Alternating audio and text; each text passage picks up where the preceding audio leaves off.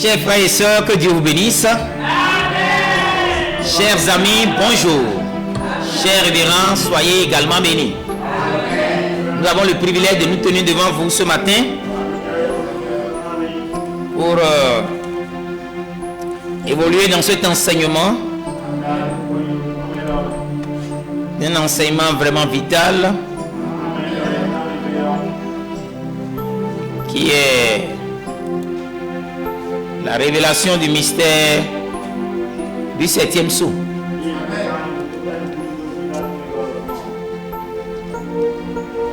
Nous n'avons pas pu terminer les 2 points qu'on avait entamés la fois dernière. Commençons par entrer dans le vif du sujet. Et nous sommes à la suite 5 aujourd'hui. Le 7 juin 2026.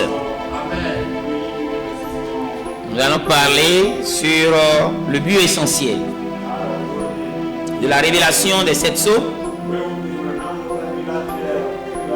Amen. Et parler sur l'interprétation. Afin d'avoir de bons supports sur ces 2 déclarations, nous ne pourrons que parler de ces 2 choses avec des citations du grand prophète Branham. Parce que les œuvres passées, les actions présentes et les promesses futures sont des choses qui nous intéressent. Et c'est Dieu qui connaît toujours. Le Seigneur est éternel. Donc par les sceaux, ce que Dieu a accompli par ses actions présentes, ce qu'il veut nous accomplir, ce qu'il a promis faire dans le futur, et les œuvres qu'il a accompli dans le passé, c'est ce pourquoi les 7 sceaux sont révélés. Amen. Donc pas de l'interprétation, une écriture qui est écrite pour interpréter, il y a un principe. Parce qu'après tout, c'est le Seigneur lui-même qui interprète ça. Nous allons comprendre ces choses avec les vrais propos du prophète Branham, parce qu'il est la bouche autorisée pour l'âge pentecôtiste. Il est la bouche autorisée. Et il fait partie des 2 prophètes qui doivent apporter la révélation des sceaux.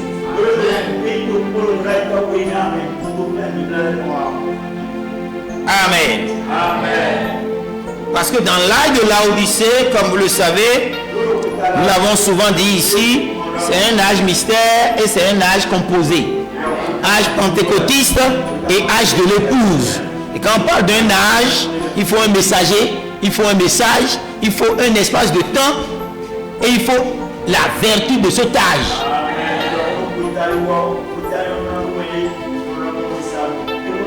Branham en tant que voyant, ayant dans ses attributions l'interprétation de la parole écrite,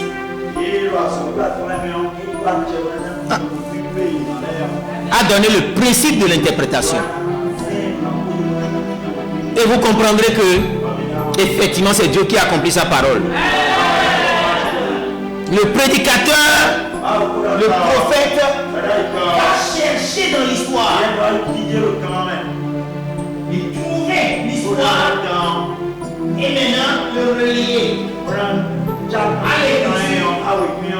Et ce lien qu'il fait, ce qui sort de ce lien, c'est ça la démonstration.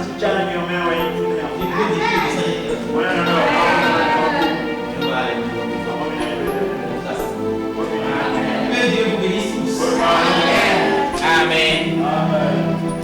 Veuillez vous tenir sur vos pieds. On va aller Apocalypse chapitre 8, premier verset. Et Apocalypse chapitre 10, premier verset au 7e.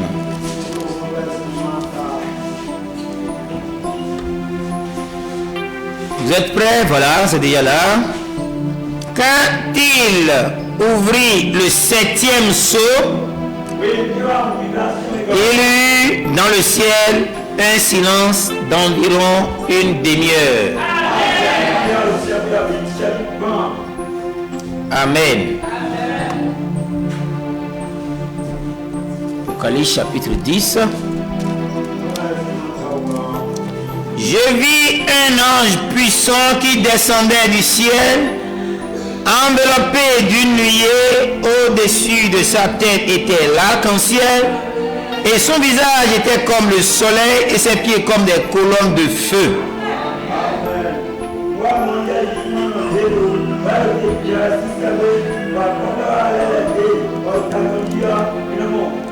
Il tenait dans sa main un petit livre ouvert. Il posa son pied droit sur la mer, son pied gauche sur la terre.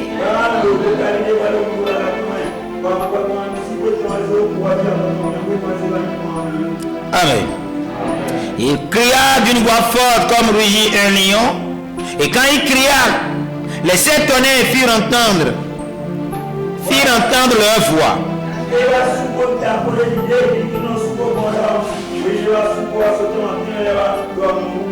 Et quand les 7 tonnerres eurent fait entendre leur voix, j'allais écrire. Et j'entendis du ciel une voix qui disait: celle ce qu'ont dit les 7 tonnerres, ne l'écrit pas.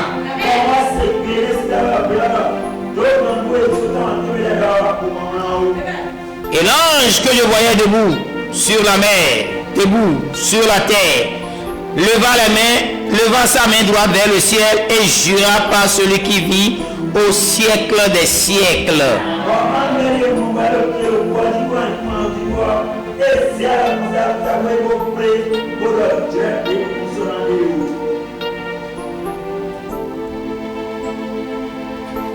Qui a créé le ciel et la terre, les choses qui y sont,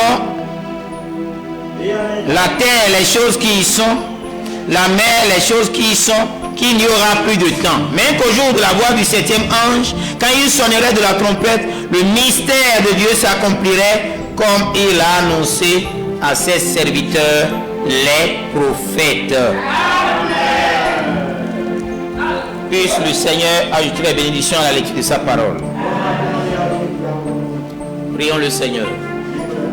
Merveilleux Père Céleste, rocher des âges, ancien des jours, que mon cœur est rempli de joie, Seigneur, de savoir, ô Père, et connaître tes œuvres passées, de voir les actions présentes que tu as accomplies et de s'attendre aux promesses futures. Gloire te soit rendue, car le 7e sceau nous parle de ces choses. Voilà le but essentiel. Et nous te sommes vraiment reconnaissants. Par la révélation des nouveaux points laissés en suspension, qui sera révélé par le second Élie,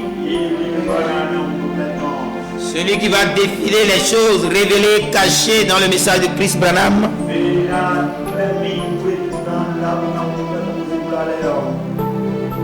Nous sommes reconnaissants pour toi, Père, car nous parvenons à la vérité de ces paroles qui nous permettent de recevoir Christ dans nos vies. L'interprétation. Viens nous révéler ta parole. Viens nous montrer, ô Père de gloire, ce principe afin de savoir est-ce que l'enlèvement est accompli ou non. Car si nous ne comprenons pas le principe de l'interprétation, nous allons mal placer la parole. Et mal placer la parole, c'est périr. Je ne veux pas mal placer la parole, Seigneur. Permets que ta parole soit droitement dispensée. Donne-moi de la hardiesse et que ta présence apporte des transformations, de grandes transformations au nom puissant de Christ Branham, le nouveau nom de Jésus-Christ. Ces paroles qui sont les paroles de vie, nous te prions. Éclaire-nous, dirige nos pas, guéris-nous Seigneur et pardonne les pécheurs. Nous nous attendons à toi pendant que je quitte le chemin. Puisse ton Esprit Saint utiliser le don et transmettre la parole avec clarté, transmettre la parole avec hardiesse, transmettre la parole de vie à ton peuple, à ton église, aux frères et sœurs ici présents, aux internautes, aux amis et aux serviteurs de Dieu qui étudieront ceci pour les saisir. Je te prie qu'il en soit ainsi. Dans le nom puissant de notre Seigneur Christ Branham, le Rédempteur parfait, le signe éternel. Amen. Acclamez le Seigneur.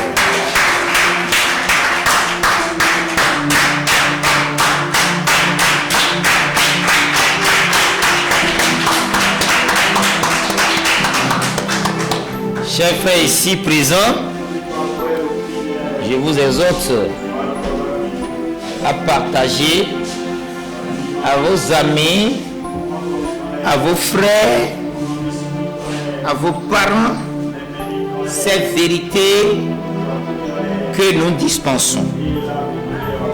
Oui, je vous veux aussi dire Amen à la parole. Je vous veux aussi liker ce qui est prêché. Amen.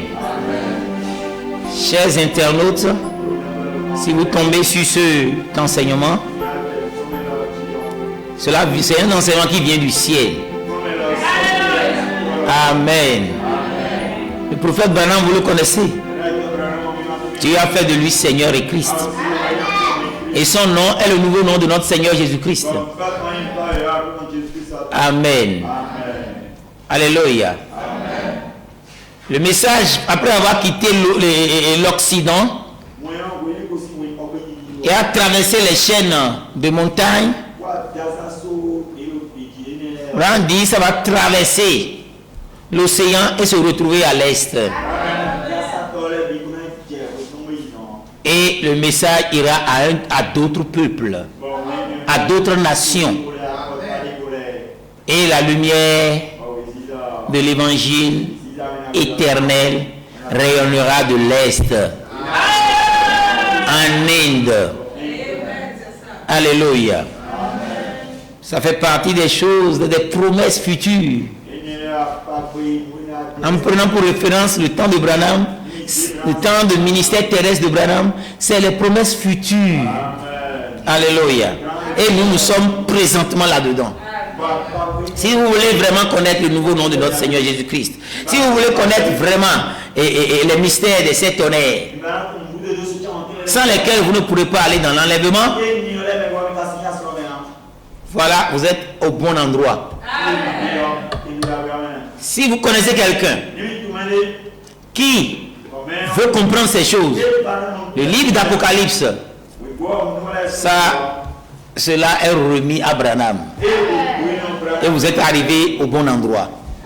Il vous suffit d'écrire sur notre chaîne YouTube, message court et rapide, l'évangile éternel. Écrivez et vous serez vraiment nourri. Amen. Partagez ça. Aimez, partagez. Abonnez-vous. Alléluia. Ceci ne court pas les rues. Et le septième sceau va révéler le nom de ceux qui iront dans l'enlèvement. Alléluia. C'est important. La liste de ceux qui vont dans l'enlèvement. Le septième sceau le révèle. On va y arriver. Oui, c'est les apôtres sacrés, bénis, qui font faire l'objet de la conférence de l'Afrique du Sud du mai-juin 2025. Amen.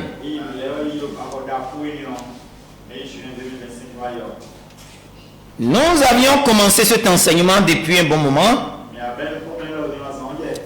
et nous sommes arrivés savoir quel est le but essentiel. On a dit qu'en révélant les sceaux à l'épouse de Christ, Dieu poursuit un but essentiel. C'est de dévoiler ses œuvres passées. Ce que Dieu a fait. Ce qu'il est en train de faire pendant qu'il a dévoilé en 1963. Ce sont ces actions présentes en ce temps-là. Et ce que nous sommes. En 1963, la super église de Chris Branham n'existait pas. Vous constituez des promesses futures. Amen. Donc le 7e sceau est la révélation finale du 7e sceau, c'est le dévoilement de la liste des noms de ceux qui seront enlevés.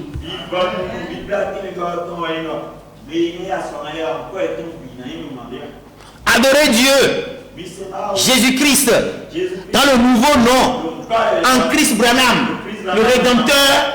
Ça, c'est des promesses. Parce qu'une vision avait été donnée. Vision sur Calcutta, où les gens avaient les mains levées et ils adoraient Dieu de toute leur force. Et ils adoraient Dieu en criant le nom Branham. Cette prophétie est accomplie en novembre 2025. Alléluia. Vous voyez, tout ça là, c'est des promesses futures. Alléluia. Ces Indiens adoraient Dieu dans le nom nouveau de Jésus-Christ. C'est une promesse. Et ça doit, l'évangile, la lumière du soleil doit rayonner de l'Orient.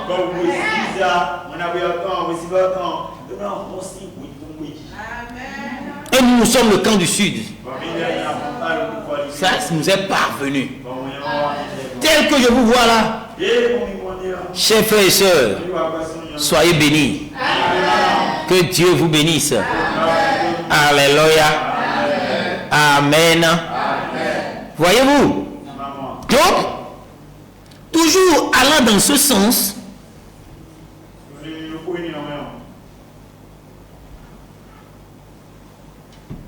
Branham a toujours dit quelque chose.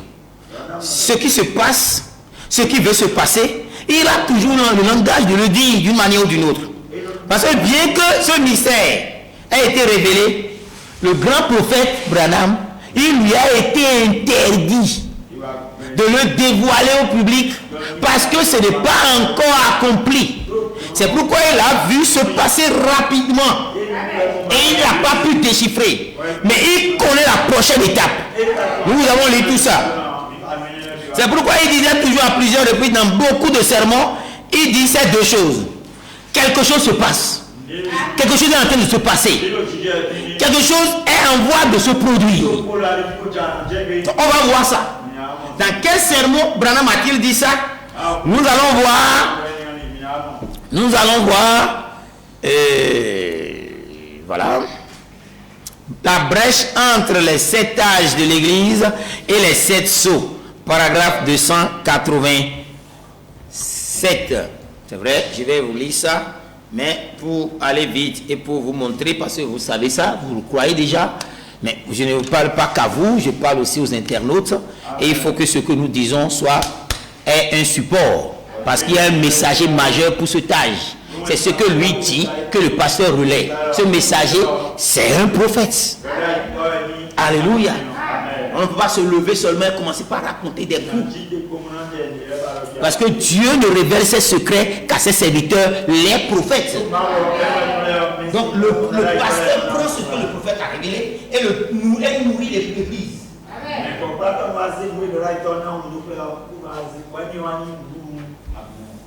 Parce que l'esprit de prophétie, c'est le témoignage de Jésus-Christ. Si vous pensez que vous-même, vous pouvez interpréter quelque chose, vous vous rendrez compte que d'abord, vous n'êtes pas prophète. Et le prophète ne se lève pas pour dire ceci est accompli, ceci est accompli. Non. il respecte un principe. Et c'est l'objet même de l'enseignement de ce matin qu'on a entamé la fois dernière et qu'on continue ce matin. Vous savez quoi? Je veux dire quelque chose ici avant de terminer. Et après, nous allons nous dépêcher. Remarquez, nous en sommes maintenant au verset 7. Mais au verset 8, au verset 14, je voudrais que vous remarquiez ce qui se passe. Tous ceux qui étaient dans le ciel, tous ceux qui étaient sur la terre, il y a eu un silence. Tous ceux qui sont sur la terre, 3 points de suspension. Maintenant, ça c'est la brèche. Maintenant, regardez, 3e saut. Jeffersonville. Maintenant, souvenez-vous-en. Il se passe quelque chose. Et j'espère que vous saisissez. Quelque chose est en train de se passer. Des actions présentes que Dieu est en train d'accomplir. Voilà le but des sauts. Voilà le but de l'ouverture des sauts. Vous voyez? Il dit, souvenez-vous que quelque chose se passe. J'espère que vous saisissez ce qui se passe. Voyez-vous, il se passe quelque chose. J'aimerais un jour tester cette église pour voir si elle pourrait vraiment recevoir quelque chose avant que cela ait réellement eu lieu. Alléluia. Maintenant, souvenez-vous de ce que je vous ai dit et que le Seigneur vous vienne en aide. Que le Seigneur nous aide. Les paroles infaillibles de sa volonté. Parce que quelque chose est en train de se passer. Quelque chose est sur le point de se passer. Branham, il le disait depuis des années. Amen. Oui, vous allez en trouver depuis même des années 50 et autres, 56 et autres là. Il le disait déjà. Mais à chaque fois quand il dit la chose s'accomplit, c'est fini. Donc tout ça là, tout ce qui s'est passé au cours de sa vie, de son ministère, ce sont les actions présentes de Dieu. En l'occurrence, quand il parle de la constellation des anges par exemple, maintenant nous ne sommes pas encore, nous sommes dans le premier point. Quelque chose se passe. Quelque chose se passe. Je vais vous lire 2 citations. Maintenant, la deuxième chose. Quelque chose est sur le point de se produire.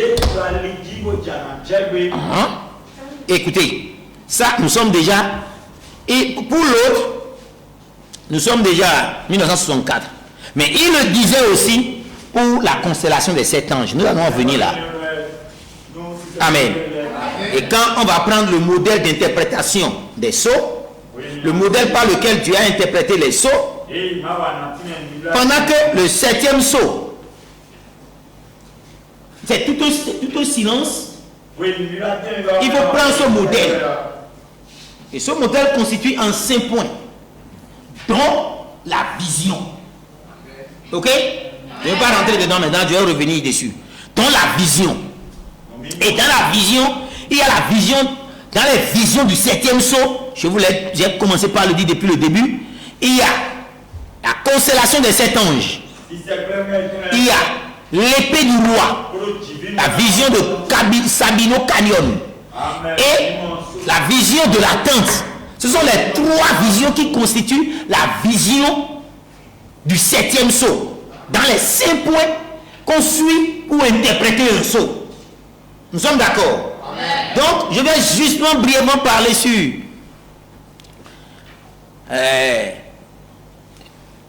la vision et l'accomplissement de la constellation des 7 anges. Pour montrer toujours ce que Branham dit, quelque chose se passe, quelque chose est en train de se passer, quelque chose est sur le point de s'accomplir. Pour montrer le but essentiel des sceaux. Amen. Vous me saisissez? Parce que la fois dernière, vous comprenez très bien, j'ai lu dans le premier sceau où Branham disait, à ce moment-là, les révélations de ce qu'il en était sont dévoilées aux gens et ils voient ce qui arrive. Donc les sceaux vous permettent de voir ce qui s'est passé, ce qui arrive, ce qui est en train de se passer et ce qui est en cours. Ce qui est en cours et ce qui va venir. Donc on continue toujours dans le même sens pour montrer le point essentiel du sceau. Maintenant, nous allons parler du second point qui dit quelque chose est en voie de se produire. Autrement dit, quelque chose est quelque chose se prépare. Amen. Et c'est là qu'on prend maintenant ces paroles infaillibles de promesse prêchées le 20 janvier 64. Quand nous sommes arrivés ici en Arizona, selon l'ordre du Seigneur, c'est le Seigneur qui a demandé à Abraham de faire ce déménagement. Et vous savez, vous avez vu dans le journal, et j'avais cette photo-ci, et je la montrais à quelqu'un cet après-midi, tel que le journal l'a publié. Je me suis tenu ici, sur cette estrade, et j'ai dit à tout le monde, ainsi dit le Seigneur, quelque chose est sur le point d'arriver. Il parlait de la constellation des 7 anges. Et j'ai vu une constellation des 7 anges dans la vision qui sont venus à ma rencontre au nord de Tucson. Vous rappelez-vous de cela? Combien ici, quand j'ai dit, il y a des années, très bien, vous savez, les gens ont levé la main, quoi. Exactement comme c'est arrivé de la même façon. Alléluia. Vous voyez ça? Donc, Branham a dit, avant que les 7 ans de la constellation ne viennent, qui constitue une des 3 visions du 7e saut, Branham a dit quelque chose est sur le point d'arriver. Alors que la venue de ces 7 anges, il y a le 7e ange qui a pris la direction de l'Est en Inde. Dans son incarnation, il a pris Thomas de l'Inde. Alléluia. Donc, quelque chose est en train de se passer. Quelque chose se prépare. Quelque chose est sur le point d'arriver. Bien que c'est accompli, l'accomplissement est encore, il reste encore un accomplissement dans le futur. Il y a un futur lointain, il y a un futur antérieur dans ce lointain. Mariage et divorce, paragraphe 25. Prêché le 21 février 65. Il dit encore, vous voyez, quelque chose est sur le point de s'accomplir. Et en 1965, en février 65, il dit, des gens m'ont appelé prophète. Je ne me donne pas le titre de prophète parce que je n'oserais jamais dire ça. Un prophète qui disait les pensées des cœurs est un messie. Alors que le messie, quelqu'un d'autre doit donner son témoignage. Donc il dit je n'ose pas le dire parce que le dire pour lui c'est dire que je suis messie. Parce qu'il ne fait que discerner les pensées des cœurs et c'est l'attribut du Messie, du Christ. Et il dit, je peux dire ceci. Regardez ce qu'il dit par rapport à ce qu'il dit qu'il ne veut pas dire. C'est Branham est un trappeur. Il est un trappeur. Parce que il y a des choses qu'il dit contre son gré. Des vérités que Dieu dit eux. Et il le dit contre son gré. Il sait exactement qui il est. Il dit, je peux dire ceci. Le Seigneur m'a permis de voir des choses à l'avance, d'annoncer des choses qui sont arrivées, qui vont arriver, qui sont en train d'arriver. Il a vu des choses passer, des choses en cours et des choses futures. Qui est le 7e saut? Alléluia. Vous voyez ça? Il dit ici, je peux dire ceci, voilà. Il a dit, maintenant je continue la lecture. Et ça n'a jamais failli, pas même une seule fois, sur des dizaines de milliers de fois, dizaines de milliers de visions, rien n'a failli.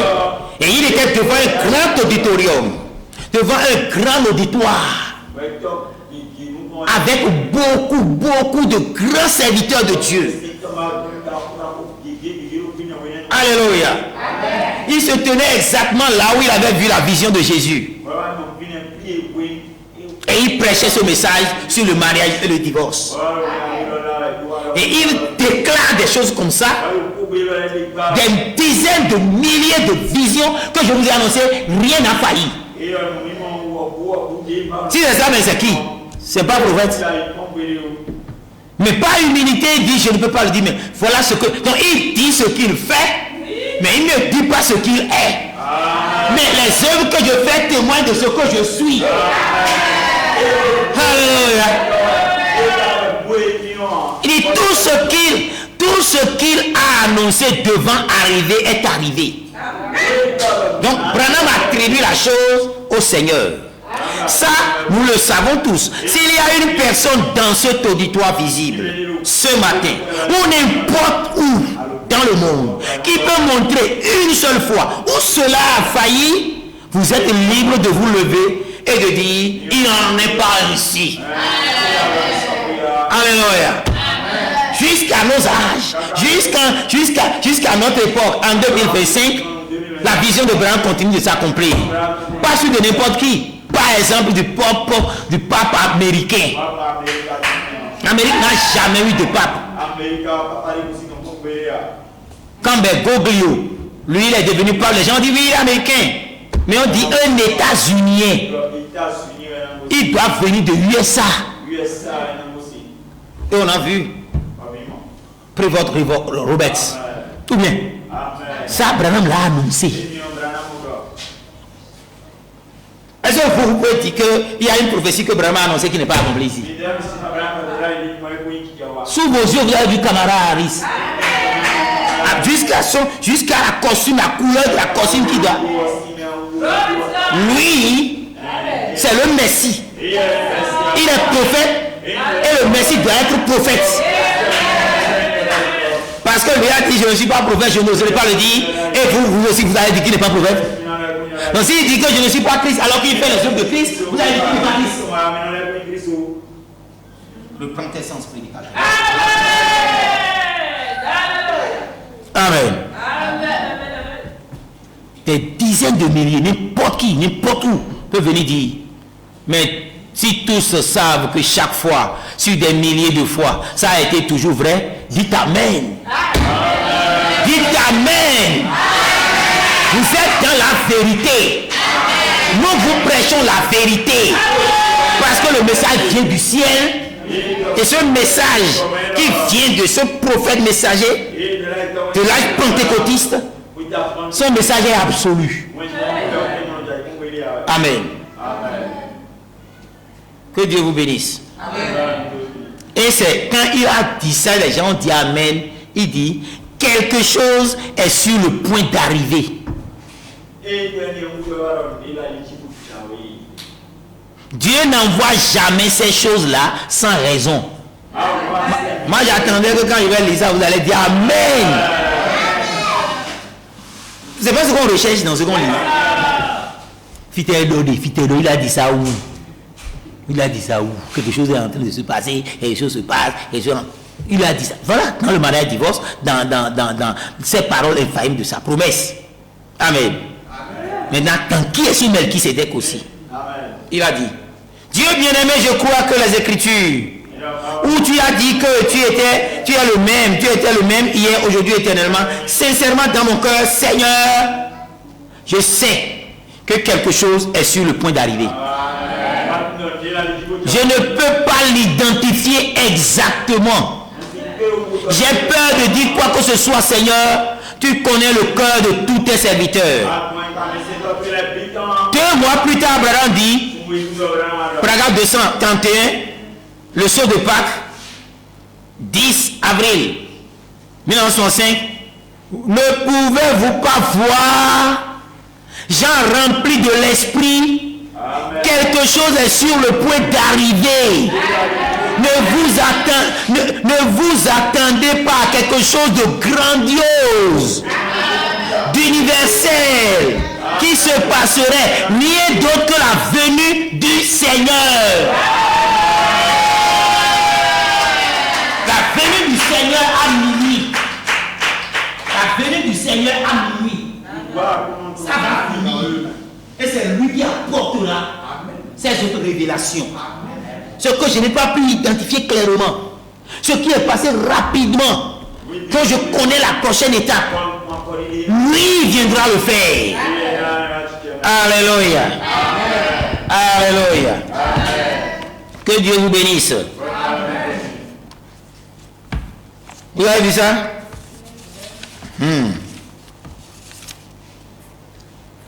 Il dit,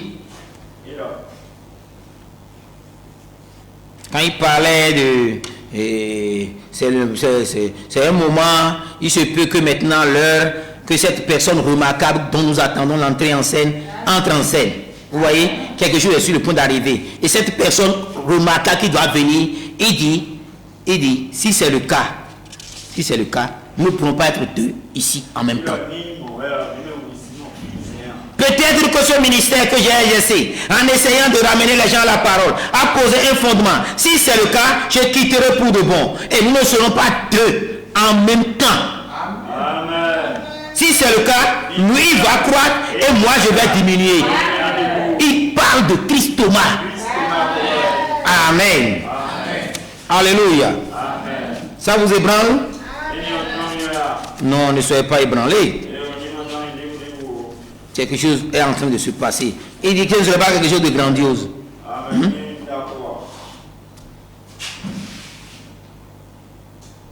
Écoutez ceci. Voilà. Il dit, je ne peux pas l'identifier. Et 2 mois plus tard, il dit, quelque chose de grandiose, quelque chose va arriver. Quelque chose est sur le point d'arriver. Et il dit, ne pensez pas à quelque chose de grandiose, d'universel. Qu'est-ce qu'il dit? Qu'est-ce qui se passera? Rien d'autre que la venue du Seigneur. Écoutez, paragraphe 399, 7e saut. Et quand le 7e saut, quand il a ouvert, là encore, il a omis cela. Omettre veut dire quoi? Oublier sciemment ou inconsciemment quelque chose. Voyez-vous? Et il dit, il a omis cela. Vous voyez, par conséquent, nous voyons que c'est un mystère total. Donc l'heure où ce mystère doit être connu n'est pas encore venue. Donc, nous savons ce qu'il en est jusque-là. Et on connaîtra le reste à peu près au moment où Jésus apparaîtra sur la terre de nouveau. Frère, Branham est venu. Sœur,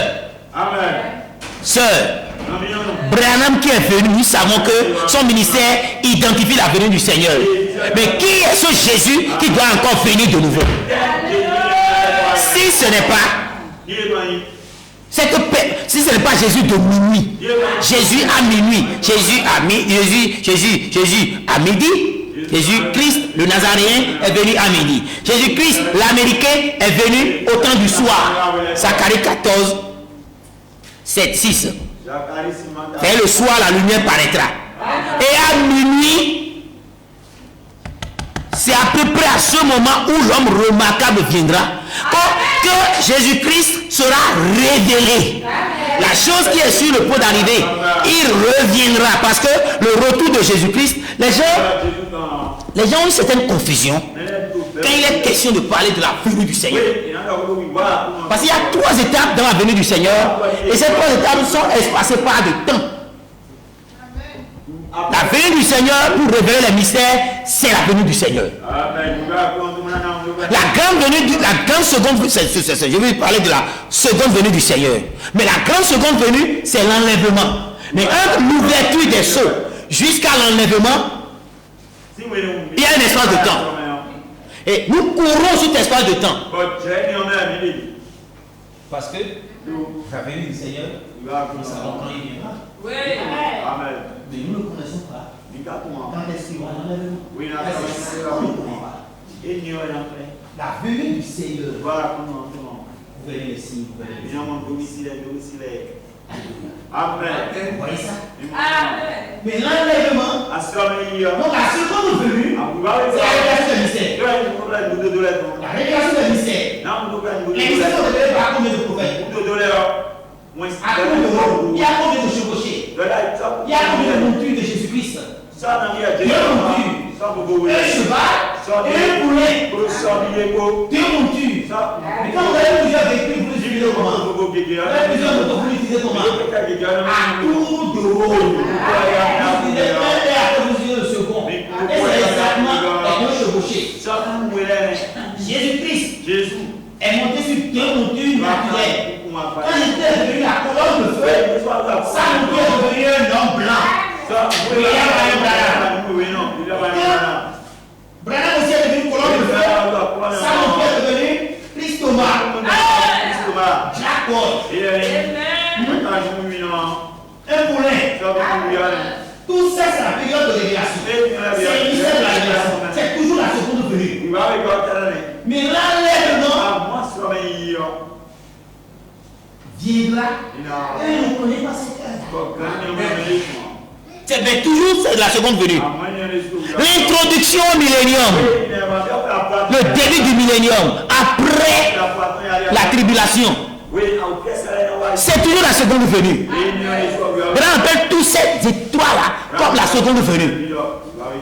Amen. Que Dieu vous bénisse. Ça, c'est entre parenthèses. Et pour faire réfléchir certains prédicateurs pour qu'ils enrichissent leur étude. Dites Amen.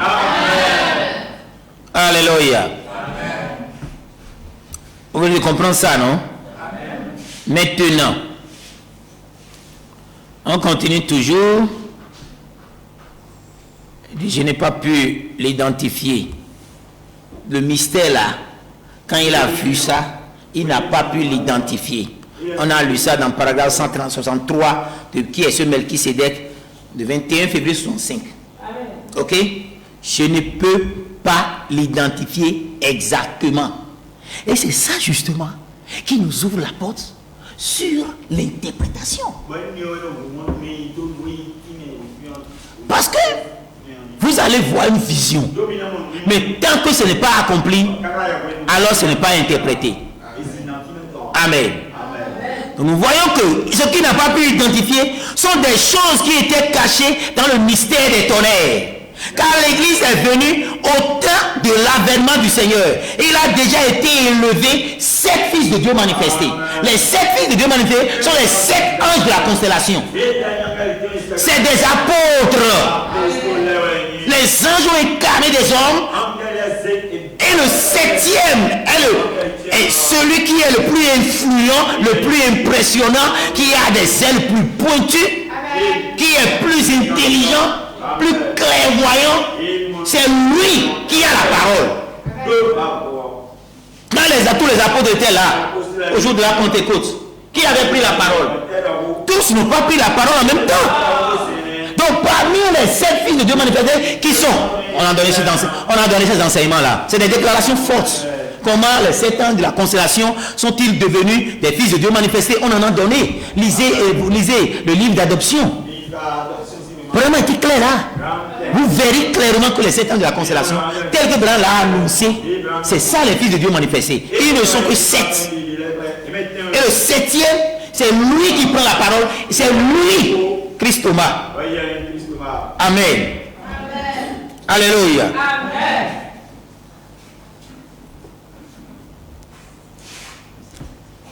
Donc le 7e an de la constellation, c'est lui qui doit recevoir la révélation du 7e sceau. Et c'est lui qui doit la porter parce que Branham a dit, les 7 tonnerres sont retenus par les 7 anges de la constellation. Vous êtes bénis, hein? Vous traitez avec les anges. Les anges vont avec ce message. Alléluia. Amen. Donc par la révélation des tonnerres, le Seigneur a déjà révélé ce qui s'est passé dans la vie et le ministère du grand prophète Branham. Et ce qui se passe en ce moment avant l'enlèvement. Parce que Branham l'a dit, mais il a fallu le 7e an de la constellation pour la porter. Les amis, vous saisissez la chose. Amen. Vous me suivez très bien ça. Amen. Donc de la même manière, quand nous prenons, et si nous allons parler sur la vision des 7 anges de la constellation,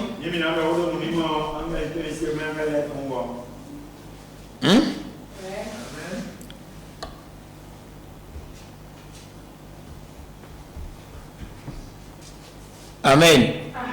Il me reste 10 minutes, mais il me reste près de 2 pages. Nous avons toute l'occasion de parler aussi sur la vision là, quand on parlera des visions. Hein. Mais écoutez-moi ça. Quelque chose est sur le point de se passer. Abraham l'a dit parce qu'il a eu une vision en tant que prophète. Il a eu des dizaines de milliers de visions. Donc dans la lettre audio à l'Ivine, il a décrit la vision et il a décrit son accomplissement. Son accomplissement, dans cet accomplissement-là, beaucoup de points, cet accomplissement constitue la vision accomplie, mais l'interprétation n'a pas donné. Nous sommes d'accord? Et le 7e ange de la constellation détient cette interprétation. Donc je vous prie, on va regarder rapidement la vision. Pour vous faire une idée, quand on en reviendra, vous allez mieux saisir. Paragraphe 36, lettre audio. Et puis encore, vous pourriez mentionner et relater, par exemple, la fois où je me trouvais là dans la chambre ce matin-là, avant ces 7 sauts. Amen. Vers 10 heures du matin, mon petit garçon Joseph était dans la chambre avec moi. Et tout à coup, j'ai eu une vision. Dites Amen. J'étais ici à Tucson, en Arizona, dans cette vision. Et j'étais alors là en train d'ôter un de ces gratterons d'ici, de revers de la jambe. Et de la jambe de mon pantalon. Très dark beaucoup.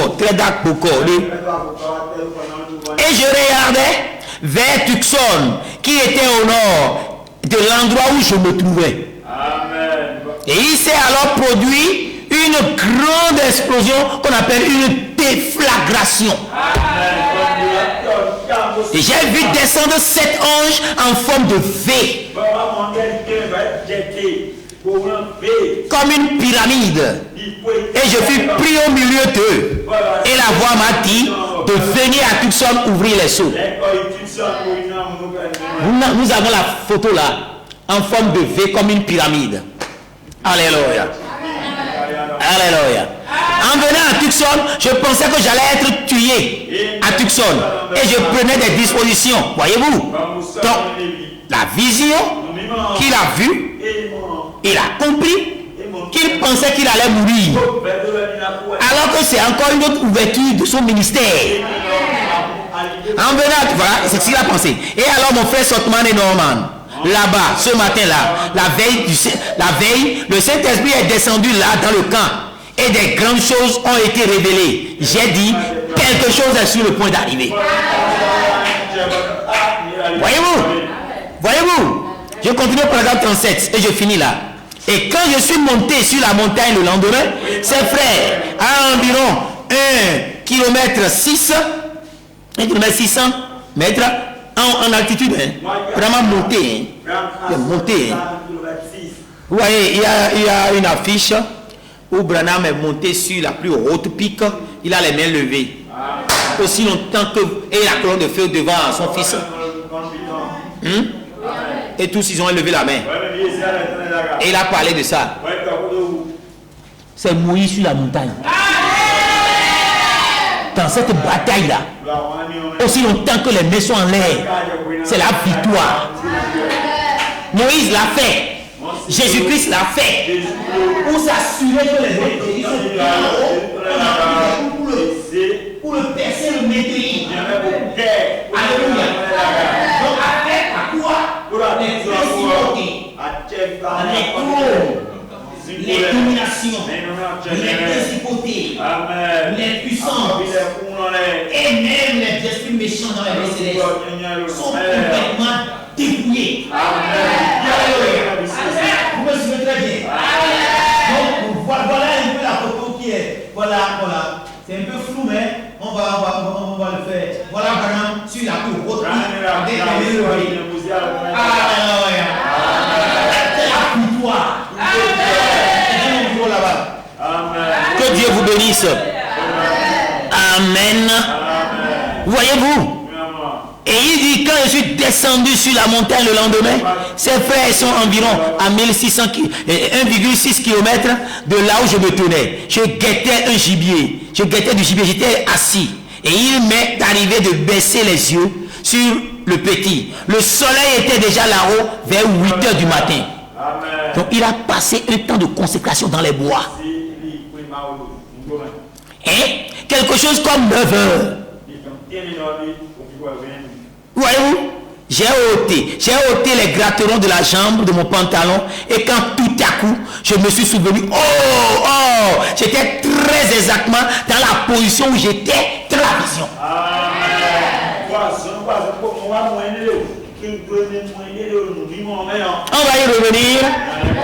On va y revenir. Maintenant, pour interpréter, vous prenez la parole. Vous prenez l'histoire. Ok? Vous prenez la parole et vous prenez l'histoire. L'histoire est ici.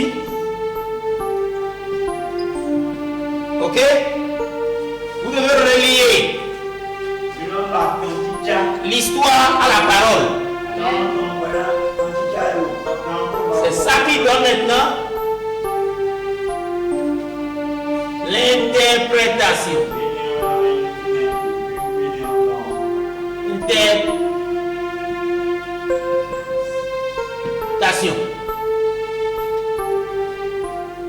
Donc, la parole, vous avez la parole, vous avez l'histoire. Vous reliez la parole à l'histoire. Et ça donne l'interprétation de la parole. Voilà le principe de l'interprétation. Schématisé. Maintenant, qu'est-ce qu'il faut comprendre?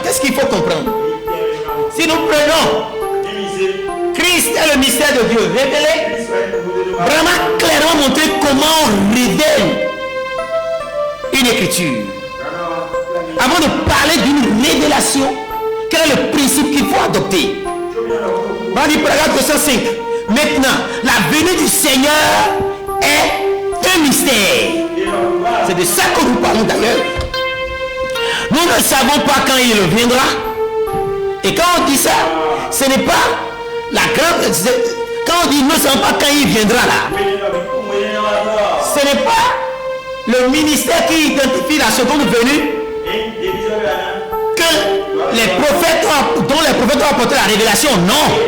Ce n'est pas non plus la seconde venue qui est l'introduction au millénium. Non. Mais nous ne savons pas quand il viendra là. C'est l'enlèvement. Amen. Nous ne savons pas quand il viendra. Il viendra, mais nous ne savons pas quand il vient. Voyez, ainsi en était-il de tous les mystères qui attendaient ce dernier jour. Écoutez, après que cela a déjà été accompli, alors il révèle et montre ce qu'il avait fait. Applaudissements.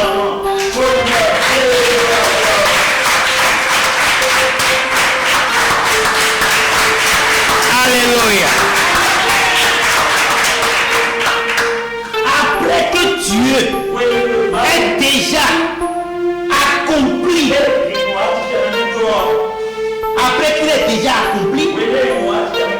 c'est alors qu'il le révèle et montre ce qu'il avait fait. Donc, tant qu'il n'y a pas l'histoire pour une écriture, vous ne pouvez pas parler d'interprétation. Tant que l'histoire n'est pas là, tant que la parole est déjà là, mais tant qu'il n'y a pas l'histoire, qui a accompli l'histoire? Qui déroule les choses dans la vie? Qui a le monde dans sa main? C'est le Dieu Tout-Puissant. C'est ce qui permet qu'il s'accomplit. Donc si Dieu accomplit quelque chose, et terminons dans le comité, mais si c'est la volonté de Dieu, si Dieu l'accepte, alors nous acceptons. Donc nous voyons clairement que l'histoire, on doit voir l'histoire. On prend l'histoire, on le relie à la parole, à l'écriture. Et c'est ça qui donne le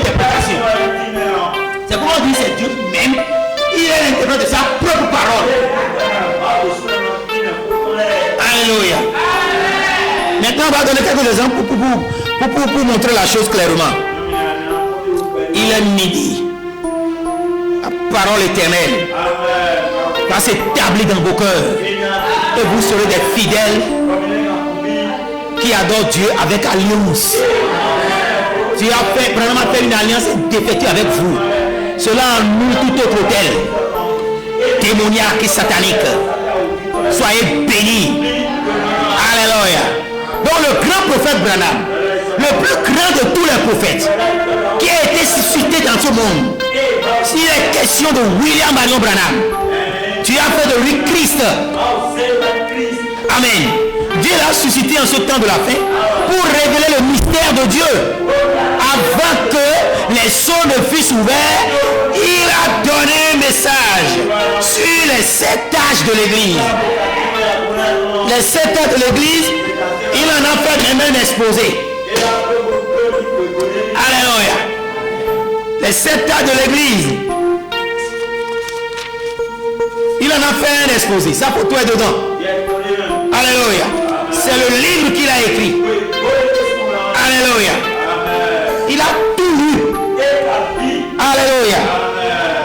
Et il y a des limites dans la grammaire et autres.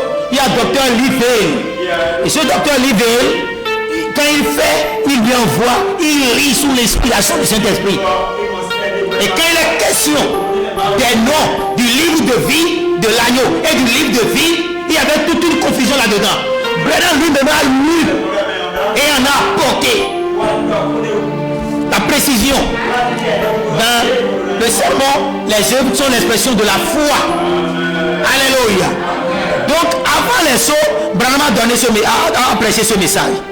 Lequel est l'interprétation d'Apocalypse chapitre 1 à chapitre 3. Mais qu'est-ce qu'il a fait? C'est là où vous verrez clairement ce que nous disons. Qu'est-ce qu'il a fait? C'est là où l'interprétation, qu'est-ce que l'interprétation? Pour vous qui notez là, notez, prenez ça. Pourquoi cette interprétation des 7 âges de l'église n'a-t-elle pas été donnée à un ange de l'église autre que Branham? Pourquoi cela n'a pas été donné à Paul? Mais ce matin, un grand monsieur. Mais Luther, c'est un docteur. Wesley est un homme de la sanctification. C'est un homme qui pourrait nous parler sur l'histoire, qui pourrait nous parler sur l'interprétation des 7 âges de l'église.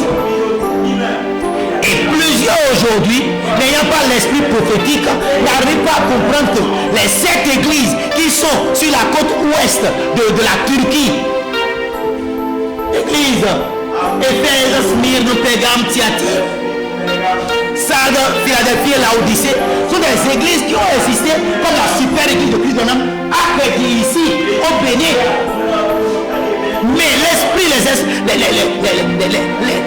l'esprit qui a agi, les esprits qui ont agi dans ces églises sont la représentation de ce qui va se passer dans le monde entier. Et c'est dénominationnel, dépourvu du Saint-Esprit, qui ose dire que ces églises, que l'histoire et que la révélation de cet âge de l'église ne sont pas des âges. Mais nous voyons clairement chaque âge démontrait pendant les âges que cela correspondait, les esprits qui ont agi dans cet âge-là. Mais ce matin n'a pas eu. Paul n'a pas pu nous révéler. D'ailleurs, Paul n'était pas là quand l'Apocalypse était écrit. Il était déjà parti. Vous voyez ça? Il a été déjà décapité. Mais pourquoi pas ce matin? Pourquoi pas Wesley ou Luther? C'est de grands docteurs. Par Luther, on a eu beaucoup d'interprétations de la Bible, du Nouveau Testament de la Bible. C'est Wesley avec le roi Jacques et tout ça. Amen. Mais ça ne correspond pas au principe de l'interprétation, parce que c'est après que cela a déjà été accompli, alors Dieu révèle et montre ce qu'il avait fait. Est-ce que les âges étaient accomplis au temps de ce matin? ou de Luther ou de Wesley? Répondez-moi. Dites-moi non, un grand non. Alléluia. Donc une interprétation, c'est un message donné pour faire la liaison entre une écriture et son accomplissement ou son histoire. Notez ça. Toi qui note ça.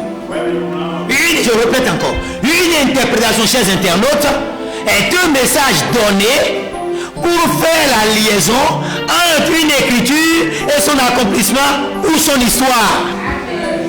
Alléluia. Mais prenons maintenant le jour de la Pentecôte. L'apôtre Pierre a interprété l'expérience pentecôtiste en la reliant à quelle écriture, à quelle promesse? Promesse inscrite dans le livre de Joël. Il a relié ce qui s'est passé. Amen. Il a relié. Parce que la Bible dit dans Acte 2, 15 à 16, qu'est-ce qu'il dit, frère, tu peux me dire? Ces gens ne sont pas ivres. Ceux que vous voyez être baptisés du Saint-Esprit, qui titubèrent, ne sont pas ivres, comme vous le supposez, car c'est la 3e heure du jour. Si vous ajoutez 6 heures, ça fait la 9 heures. Les gens ne peuvent pas boire jusqu'à être saoulés comme ça le matin. Il dit, mais c'est ici ce qui a été dit par le prophète Joël. Vous ne comprenez pas? Est-ce que vous comprenez? Quelque chose se déroule. Quelque chose s'accomplit. On ne comprend pas. Les gens disent, c'est des ivres, ils sont ivres. Pierre a interprété l'événement. Pierre a interprété ce qui se passe en le reliant à une écriture. Et les gens ont compris. Ainsi, une interprétation est un message qui relie une écriture à l'histoire de son accomplissement. Joël a promis quelque chose dans le futur. Ce qu'il a promis dans le futur est accompli. Les gens commencent par mal interpréter. Cet événement, cette réalité a un lien dans les Écritures. Et c'est ce lien que le pasteur Pierre a fait en tant qu'apôtre pour montrer que voilà l'écriture de Joël qui s'est accomplie. Et cette écriture a une application multiple. Amen. Donc l'interprétation des 7 heures de l'église n'a pas été donnée à aucun autre messager de l'église. Parce que, pour qui peut me dire pourquoi? Une question pour un champignon. Je voudrais avoir tous les mains en l'air. Pourquoi la révélation des 7 heures de l'église à un autre messager carrément maintenant? Je vois 2 doigts ensemble et je vois un doigt. Ah, je commence pas à voir des doigts. Je commence pas à voir des doigts. Le temps est parti. Mais je suis déjà content de vous. Hein? Parce que l'histoire complète de l'église n'était pas encore accomplie. Excusez. Oui, c'est ça. Mais ce n'est pas encore écrite, complètement écrite. Ce n'est pas encore accompli. Pour que si c'est accompli, on va écrire. Non, ce n'est pas complètement. Autant de matin. Ce n'est pas encore. L'histoire n'est pas finie. Moi, je suis venu déjà. Est-ce que toi, tu es déjà venu? Est-ce que tu es déjà venu?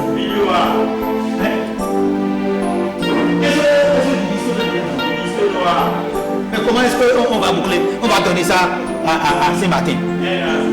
Il a fallu que l'histoire de l'église soit complètement bouclée et qu'on le donne maintenant Ah oui, là, Madame Branham. Amen. Amen.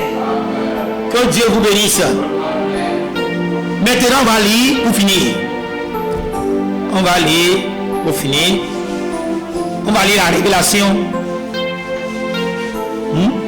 de Jésus-Christ. Sermon prêché le 4 décembre 1960 matin. Paragraphe 67. Écoutez. Prenons maintenant le livre d'Apocalypse. Ce qu'on a dit, on doit le soutenir. Chapitre 1. Bon, le premier.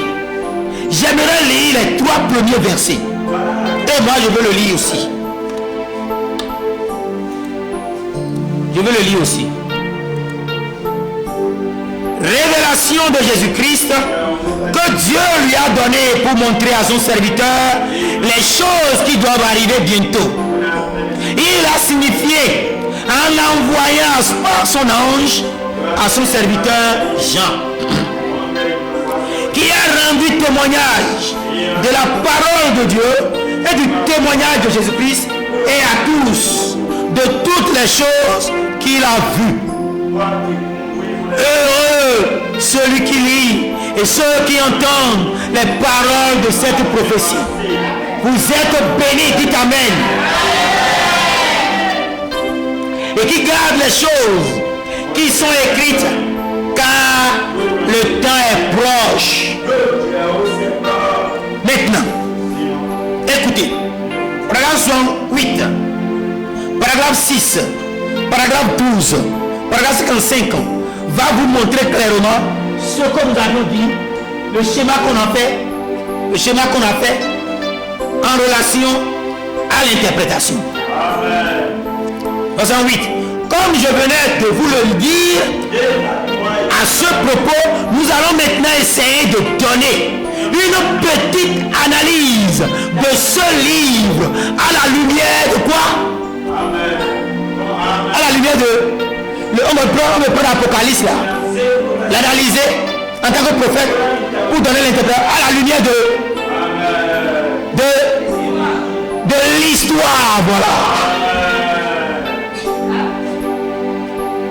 Il prend le livre, la parole, il veut l'interpréter, donc il veut le faire à la lumière de l'histoire. Qui peut refuser l'histoire? Qui peut refuser l'histoire? Si l'histoire est écrite par un historien parfait, qui peut refuser? C'est l'historien juif Joseph qui a écrit. Amen. Que Dieu vous bénisse. Il dit ici, une petite analyse de ce livre, la parole, le livre d'Apocalypse, à la lumière de l'histoire, et ainsi de suite. Amen. Paragraphe 6. Et ces 4 derniers jours particulièrement, quand je préparais ceci, écoutez ça bien. Du point de vue historique, quand je préparais ce message, du point de vue historique sur le livre d'Apocalypse, j'ai découvert que je n'avais jamais pensé être réellement arrivé. Il y a des choses que j'avais vues dans l'Apocalypse. Je pensais que ce n'est pas encore arrivé. Mais quand j'ai lu l'histoire, je m'en suis rendu compte parce que par l'Esprit de Dieu, j'ai fait cette analyse, j'ai relié les deux. C'est l'interprétation. On n'a pas interprété le chapitre, Apocalypse chapitre 1 et chapitre 2, 3 par son inspiration. Par sa lui-même, non. Il a pris l'histoire parce qu'il connaît l'interprétation, le principe de l'interprétation. Et c'est pourquoi il dit, j'ai vu le 7e saut, mais c'est passé rapidement. Le moment n'est pas encore venu. L'heure n'est pas encore venu. Parce que quand ce moment sera venu, un homme ne va pas pouvoir venir. Et là, cela sera porté à l'église. Et l'église dans laquelle cela sera apporté n'est même pas encore là. Alléluia. Vous voyez, j'ai découvert des choses que je n'avais pas pensé être réellement arrivées. Et cela m'a même donné le sentiment qu'après avoir terminé ces 7 ans de l'église, qu'il serait convenable que je donne une autre série du même genre pour présenter à la fois la vraie église et la fausse vie. Simplement à partir de l'histoire, des Écritures, à partir de l'histoire et des Écritures. À partir de l'histoire et des Écritures, je pourrais vous révéler comment la fausse vie a fait son chemin. C'est pourquoi nous pouvons déclarer sans l'ombre de doute que l'église catholique est du diable. Parce que l'histoire, l'écriture, joint, ont révélé quelle est la fausse vigne. Je vais finir maintenant. 2 citations seulement et je finis. Paragraphe 12 et paragraphe 55 de la révélation de Jésus-Christ. C'est le sermon révélation de Jésus-Christ prêché à Jeffersonville, Indiana, aux États-Unis. Le 4-12-60. Il dit encore ici. Je ne vais pas lire seulement la partie, je vais lire tout. Eh bien, il se peut que je ne sois pas en mesure de le faire chaque soir conformément à ce que nous avions décidé d'essayer de faire pour la gloire de Dieu. Et d'apporter ces messages sur les 7 âges, sur les 7 églises, sur les 7 âges de l'église en 7 soirées. En prenant un âge chaque soir. Par exemple, lundi soir, Éphèse, mardi soir, Smyrne, mercredi soir, Pergame, jeudi, Thyatire, vendredi soir, Sardes, samedi soir, Philadelphie, dimanche matin et dimanche matin et soir, l'âge de Laodicée. Et l'église, de l'église dans laquelle nous vivons. En donnant l'historique de l'église originale, ainsi que les écrivains et les historiens, les âges de ces âges, les anges de ces âges, les messages et l'évolution de l'église au fil des temps, jusqu'en ce temps-ci.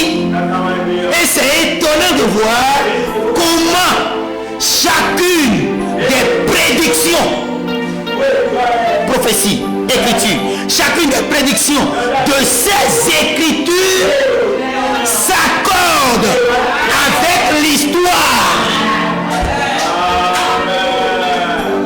C'est clair? Parfaitement avec la conception de la chose. On a compris le principe. Et il dit avec ça, tout, on peut interpréter. Parce que si je ne vous dis pas comment l'interprétation se fait, alors que le 7e saut d'Apocalypse 8, verset 1 a seulement dit silence, ce que je vais dire, vous allez dire que c'est faux. Mais quand vous comprenez vous comprenez le principe de l'interprétation, quand on va vous donner l'interprétation du 7e saut, en accord avec la parole, l'histoire, vision et tout, vous comprenez que ça. Vous comprenez que c'est ainsi dit le Seigneur. Amen. Que Dieu vous bénisse. Je finis par ici. Paragraphe 55. Gardez cela à l'esprit. Nous tracerons clairement cela sur des cartes. Nous prendrons l'histoire. Et le reste pour montrer que c'est exactement cela.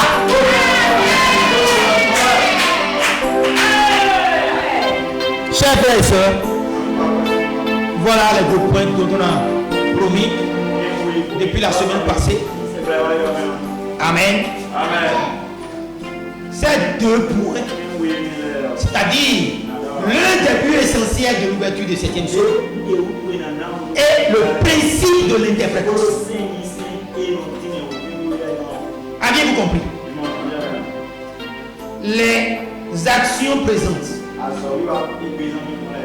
les œuvres passées et les promesses futures, ce que Dieu est en train de faire, ce que Dieu avait fait et ce que Dieu fera dans le futur, c'est voilà le but, l'un des buts essentiels de l'ouverture des sceaux. Deuxième point de ce sermon, l'interprétation. Vous prenez d'abord la parole, vous parlez. Je veux comprendre cette écriture. Une vierge concevra. Après, je prends l'histoire dans Matthieu. Une vierge a conçu, il a donné naissance à Jésus, qui dit Dieu sauveur. Alors que son fils là, Dieu est avec nous. Donc si Dieu n'est pas avec nous, pourra-t-il nous sauver? Donc on prend l'histoire de Matthieu, l'histoire de cette vierge qui concevra, dont la prophétie est donnée par Isaïe. On prend l'histoire de Matthieu, on mélange les deux, c'est ça l'interprétation. Avez-vous compris? Message de l'église. Rien que le fait que Irénée, un homme très vaillant, Saint-Martin, un homme marqué de tout, vous le connaissez? C'est un homme, c'est terrible. Il détruisait les trônes. Visiblement, il mettait du feu. Par la parole. Sa parole même là, ça c'est plus que le micro. Qui peut résister à ce matin? Mais il n'a pas reçu l'ordre. J'écris l'histoire, les messages de l'église. Que ce n'est que le dernier. Ce qui veut dire quoi? Ce n'est que le dernier ange de la constellation qui peut apporter les sceaux non écrits. Parce que les sceaux écrits, quand c'est donné, c'est le point culminant. La porte de la miséricorde a commencé par se fermer. Mais quand les sceaux non écrits seront apportés, qui est le second point culminant là-bas, à l'Orient, la porte de la miséricorde va se fermer complètement. Voilà. Pourquoi il faut nécessairement un dernier messager des nations pour apporter tout, pour finir d'écrire l'histoire. Et c'est pourquoi vous avez besoin de cet enseignement, de ce sermon, pour comprendre la suite. Nous allons prochainement aborder, chers internautes, les sceaux écrits et les sceaux non écrits. C'est une réalité que vous devez comprendre. Les gens disent, ah, il y a 14 sceaux. Dans la moindre mesure. Alléluia.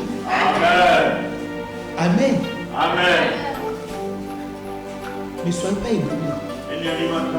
Quand on va finir, sceaux écrits, sceaux non écrits, leur réalité, comment Branham en a parlé, alors on abordera maintenant le principe d'ouverture des sceaux. C'est là que vous comprendrez qu'on a besoin de l'interprétation. Que Dieu vous bénisse tous. Shalom, shalom.